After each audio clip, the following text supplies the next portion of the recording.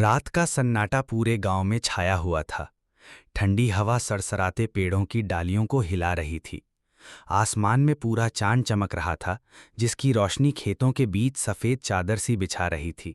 दूर कहीं कुत्तों के भौंकने की आवाज आ रही थी, लेकिन कोई उस पर ध्यान नहीं दे रहा था।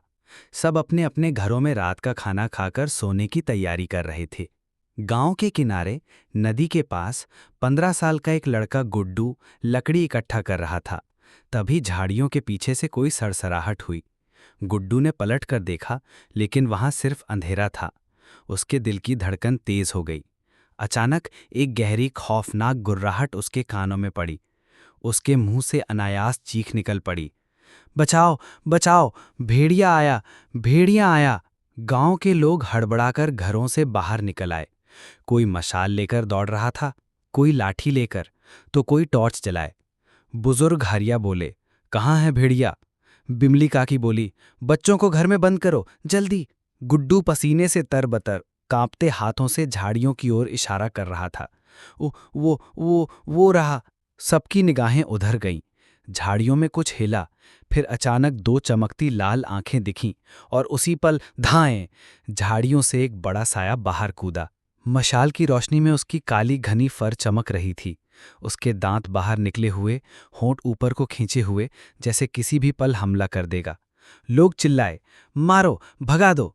लाठियां लहराई जाने लगीं, मशालें पास लाई गईं। लेकिन तभी वो साया ठहर गया। मशाल की रोशनी ने उसका असली चेहरा दिखा दिया। गांव का सबसे बड़ा पालतू कुत्ता शेरू। शेरू ने अपनी पूंछ हिलाई और मुंह में पकड़ा एक बकरा छोड़ दिया। असल में वो खेल रहा था और गुड्डू को डर लग गया था। सब हंस पड़े। हरिया बोले, गुड्डू, तुझे तो मजाक करने की आदत है, आज तो सबको परेशान कर दिया। गुड्डू झेप कर हंस दिया, लेकिन उसने सोचा कि ठीक है, अगली बार सच में भेड़िया आया तो मैं सबको बता दूंगा। 2 हफ्ते बाद, रात वही, चांद वही, ठंडी हवा वही।